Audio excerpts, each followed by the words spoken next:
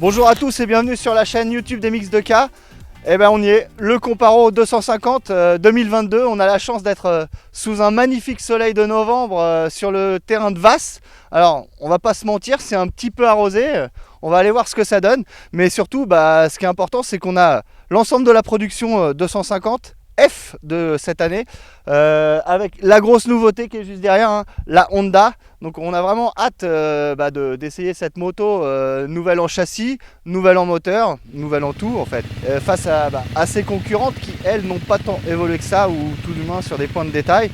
Comme vous le constatez, on a aussi du jaune cette année, ça nous a été beaucoup reproché l'année dernière de ne pas l'avoir. Bon là, elle est là, la Suzuki. Et en plus, on a la chance d'avoir un invité de marque, c'est Pierre Goupillon, le champion de France élite en titre. Donc en 250, hein, Pierre, t'as hâte d'essayer ces motos ou tu les connais déjà? Comment ça se passe? On sait que tu roules KT, hein, évidemment. Aujourd'hui ça va être l'occasion d'essayer toutes les marques. Moi cette année c'était essentiellement sur la KTM. Donc là ça va être l'occasion de pouvoir tout essayer et de comparer, et j'attends de voir ça. Et pour avoir donc 3 niveaux différents, hein, le top pilote élite, le vétéran, hein, ça c'est comme ça, c'est l'âge, et un jeune attaquant, Antoine, notre pilote qui représente un peu les pilotes de ligue, hein. Cette année t'as pas beaucoup pu rouler en ligue, mais t'as hâte aussi d'essayer ces motos? Ah bah oui, vachement, parce qu'en fait je voulais vraiment mettre la Honda comme on avait fait en Italie devant toutes les autres motos.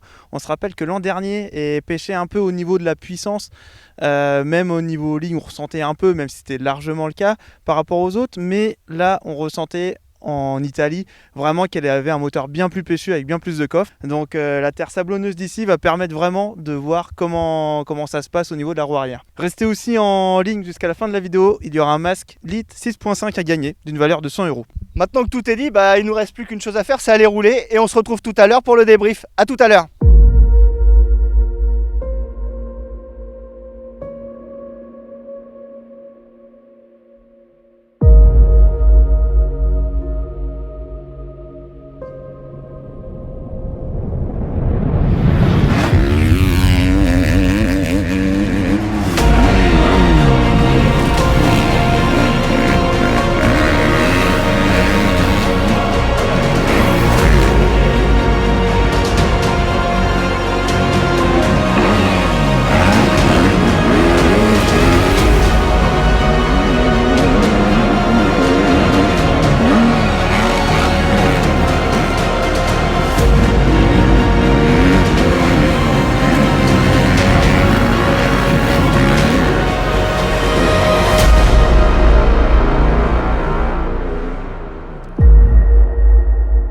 Voilà, c'est fini. Après ces 2 jours d'essai dans la Sarthe, un petit peu arrosé comme vous pouvez le voir. On est quand même relativement passé entre les gouttes sur les circuits de Vasse et Allonne ici. On a réussi à bien tester les motos. L'avantage c'est que la terre elle était un petit peu amoureuse, donc on a bien pu ressentir les moteurs. Ça c'est quand même le point positif. Donc la question qu'on se posait avant cet essai, c'était est-ce que la Honda elle est revenue au niveau moteur, par exemple, parce qu'on sait que l'année dernière elle en manquait un tout petit peu par rapport au top de la catégorie. Ouais, c'est pas mal, je suis pas sûr qu'elle soit encore tout à fait au niveau des motos du groupe autrichien, on va dire, en puissance pure et surtout en homogénéité moteur, parce que ces autrichiennes elles savent un peu tout faire, mais elle en a gagné en bas, elle en a gagné au milieu, elle en a peut-être gagné aussi un petit peu en haut. Donc oui, on a quand même une moto qui est plus performante au niveau moteur que l'année dernière. Au niveau châssis, on l'a trouvé déjà très bien en 21. Évidemment il est un petit peu plus maniable encore. Je suis pas sûr qu'il ait beaucoup gagné en termes de stabilité, parce que la moto elle est quand même très très réactive, donc on n'a pas pu tester vraiment sur une piste très très rapide. C'était quand même un petit peu compliqué d'aller très vite, en tout cas pour nous, hein, puisque Pierre ça lui a pas posé de problème, mais donc voilà, en ce qui me concerne pour la Honda, je passe le micro à Pierre, savoir ce que tu as pensé de la Honda. 2 jours de test, donc sur 2 pistes différentes, donc c'était bien de comparer sur 2 circuits différents avec 2 textures différentes. C'est sûr que le châssis, moi ça m'a plu, le châssis de la 450, donc c'est sûr que ça a changé. Et le moteur, plus d'agressivité on va dire au niveau du bas moteur. Puis ouais, après quand on passe bien les rapports et qu'on l'exploite vraiment bien la moto, elle a ce qu'il faut, hein. Moi je me suis régalé pendant les 2 jours avec une moto au top quoi. Il y a un truc qui m'a un petit peu gêné sur cette moto, et je crois que toi aussi, c'est le câble, l'embrayage à câble en fait. On l'a signalé déjà, mais c'est dommage que Honda ait pas mis l'embrayage hydraulique de la 450, et je crois que toi c'est le cas aussi. Ouais, c'est sûr que le petit point pas top on va dire par rapport aux autres, c'est surtout ça quoi, l'embrayage hydraulique. Maintenant toutes les motos l'ont, la plupart on va dire, du coup c'est un petit point négatif on va dire sur la moto, surtout au niveau du confort pilotage, c'est surtout ça. Ouais, c'est sûr que faire une manche pendant 30 minutes, si c'est dans la boue et qu'on a souvent le doigt dessus, au bout d'un moment, surtout moi j'ai le souci là d'avoir un peu l'avant-bras qui devient dur. Et voilà, après c'est une bonne moto, ça restera une bonne moto quand même. Alors moi j'ai trouvé cette moto super fun, on l'avait déjà essayé à Malpensa où on était sur une piste vraiment nickel. Là on était vraiment dans ce qu'on va avoir en France quoi, niveau ligne, donc des pistes un peu sablonneuses, terre, défoncées comme on voulait en fait. Et donc en fait là on a vraiment vu que le cadre qui est beaucoup plus compact qu'il a été auparavant rend la moto super joueuse, et aussi au niveau de la troisième courbe, le moteur répond très vite, il est très vif. Et donc voilà, ça permet d'avoir une moto fun, assez maniable. C'est ce que j'ai à dire par rapport à cette moto. Et voilà, on a eu aussi pas mal de pluie. Et pareil, si on rejoue sur les courbes, la courbe 2, ça permettait vraiment de mettre la moto en traction. Même si elle faisait un peu moins de bruit, je pense qu'on était plus rapide comme on avait pu le préciser dans la précédente vidéo. On va passer à nos 3 Autrichiennes, hein, donc des petites différences en termes d'ergonomie. Par exemple, la GasGas avec un guidon un petit peu plus bas, le Prototyper de Husqvarna qui est différent du guidon de la KT. Mais bon, ce sont des motos qui sont quand même globalement très proches. Ce qu'on peut dire, c'est que ce moteur, il est quand même vraiment bien né. Il est plein partout. Il sait tout faire en fait. Il reprend en bas, il est fort au milieu et il allonge très très bien. Donc ce sont des motos qui globalement sont vraiment à la fois faciles et performantes. Voilà, on comprend pourquoi ce sont des succès tant au niveau des Ligar que au niveau top élite. On a vraiment bien aimé une nouvelle fois ces motos. C'est du top niveau. Je passe la parole à Pierre. Donc Pierre, on précise, c'est ta moto, la KT, c'est avec celle-là que tu as été champion de France. Donc c'est normal que toi tu aies un a priori favorable, mais vas-y, détaille.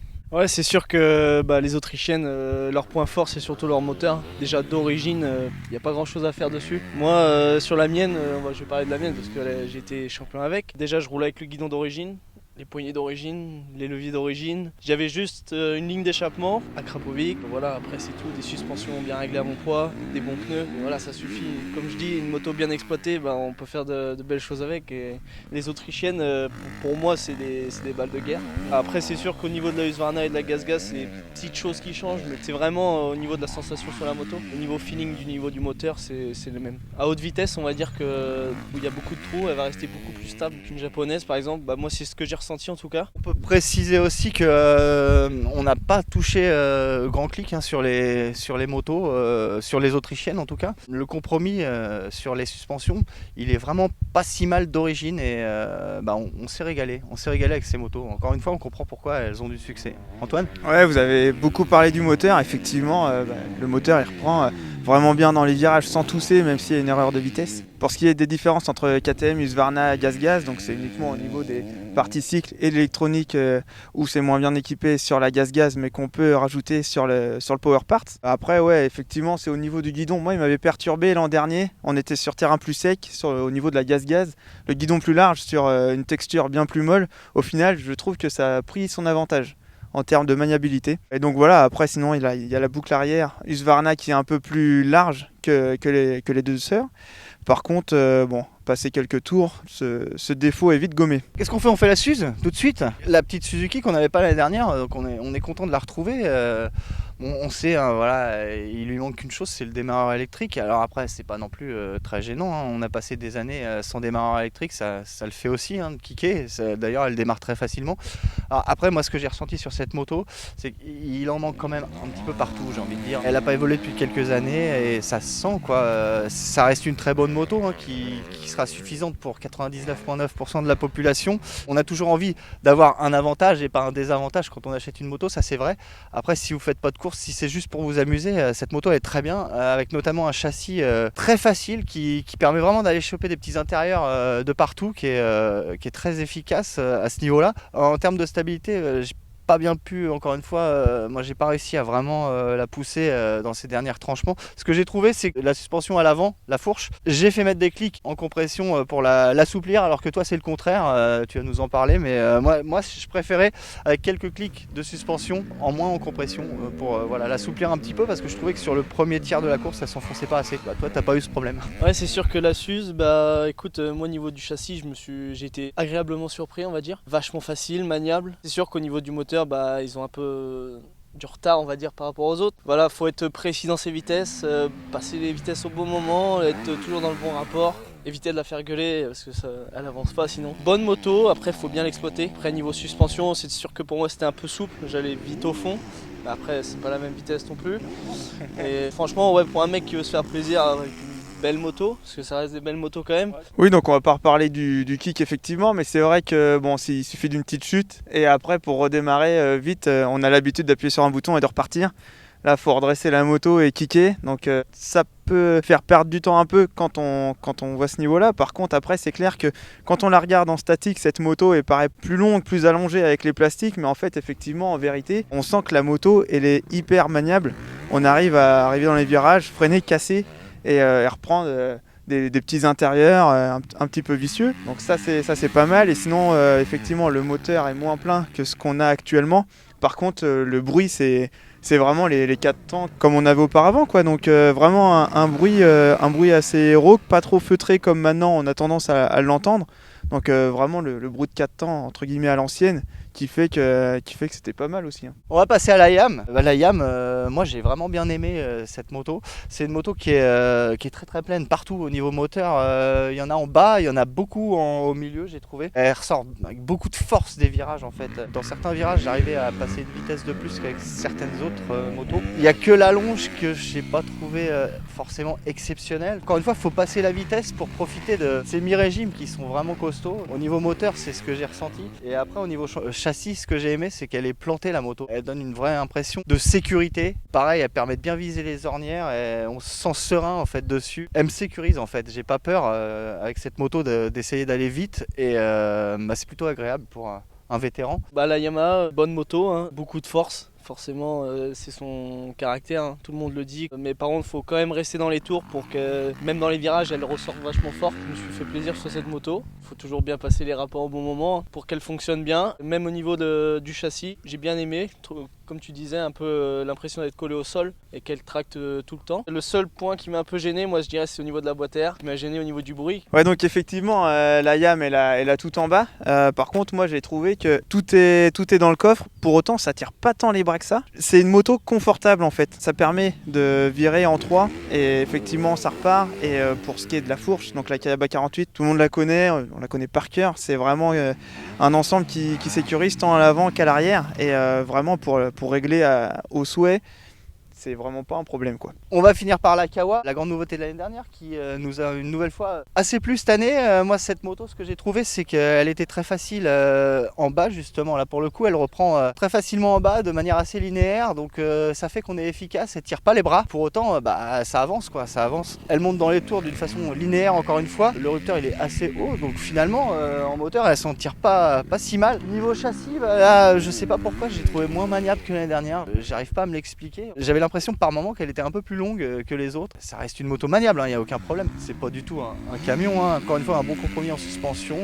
ça m'a absolument pas gêné. Il y a un embrayage hydraulique là pour le coup, donc globalement une bonne moto, mais qui pour moi ne sort pas du lot en fait. C'est une moto homogène, qui est pas forcément la plus fun, qui est pas la meilleure partout, mais qui fait preuve d'homogénéité et qui du coup s'en sort plutôt bien partout. Et le châssis de la Kawa, j'aime bien, hein. Il est vachement maniable, moi je trouve, pour moi en tout cas. Je me faisais plaisir et c'est sûr que le moteur au niveau du bas régime, il a vachement de force. Il y avait des virages, je mettais la 3, elle la prenait direct, sans forcément mettre un coup d'embrayage. Ouais, beaucoup de force et après un peu moins d'allonge on va dire, mais quand on passe bien les vitesses, la moto elle prend et elle a ce qu'il faut quoi. Les suspensions bien aussi, c'est du Kayaba d'origine, donc c'est des bonnes suspensions. Après c'est des réglages qu'il faut faire personnellement, mais moi déjà ça allait, j'allais pas au fond et j'avais une bonne assiette au niveau de la moto et bonne sensation sur la piste. Pour la Kawasaki, je rejoins l'avis général. Donc effectivement, la moto, elle est bonne un peu dans tous les domaines. Je trouve que c'est le bloc japonais qui ressemble le plus aux Autrichiens. D'une part avec l'embrayage diaphragme, qui est un peu plus on-off comme on retrouve sur les Autrichiens, mais aussi un moteur complet qui va jusqu'à 14 500 tours et qui pousse un peu à la consommation. Par contre, l'envers du décor, c'est qu'effectivement, il faut faire preuve d'un certain pilotage pour pouvoir l'emmener comme on souhaite. Donc voilà, mais sinon très bonne moto et effectivement bien suspendue. On va terminer par un petit exercice, on va essayer de trouver un adjectif par moto. On va commencer par la KT. Alors moi je dirais universelle. Ouais, championne. La plus homogène. La Honda je dirais maniable. La plus belle, on va dire. Pour moi la plus fun. Husqvarna racée. KTM blanche. Compétition. La Suze je dirais kick. Ancienne. Comme toi Richard pour la Honda, moi je dirais maniable pour la Suze. La Yam je dirais efficace. Moi c'est le mot qui me vient en premier vraiment. Ouais, agressive. Confortable. La Gaz je dirais KTM rouge. Vraiment là je sais pas quoi dire d'autre. J'allais dire en plus. Low cost. Moins de boutons. La Kawa je dirais polyvalente. Moi je dirais maniable. Gros moteur. Donc bah voilà, on va conclure là-dessus. Je pense que là, vous avez quand même 3 avis assez différents, même si on se rejoint sur certains points. Mais voilà, on a l'avis vraiment d'un pilote qui va évidemment très vite. Hein, c'est le champion de France Elite, je vous rappelle. Mais bon, voilà, on peut pas tous évidemment attendre la même chose d'une moto. Donc je pense qu'à chacun de se faire son propre avis. Ce qui est sûr, c'est que donc on se posait la question, est-ce que la Honda elle est revenue au niveau oui, je pense qu'elle va trouver son public largement. Hein, elle est au niveau des meilleurs. Et après, encore une fois, il l'a dit hier sur notre Facebook Live, hein, c'est un cliché, mais il est toujours aussi vrai. Il n'y a vraiment plus de mauvaises motos, ça n'existe plus.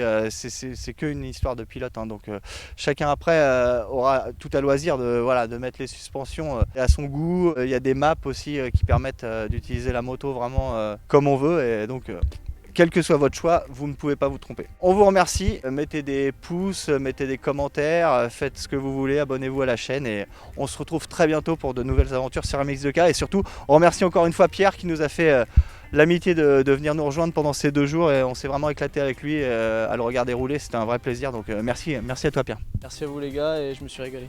Et comme annoncé en début de vidéo, on vous a fait un petit quiz. Donc vous allez avoir 5 sons de moto, donc une KTM, une Honda, une Yam, une Suze et une Kawa. On vous laisse les mettre dans le bon ordre en commentaire jusqu'au 31 décembre et le tirage au sort aura lieu sur notre compte Instagram avec à la clé un magnifique masque LIT 6.5.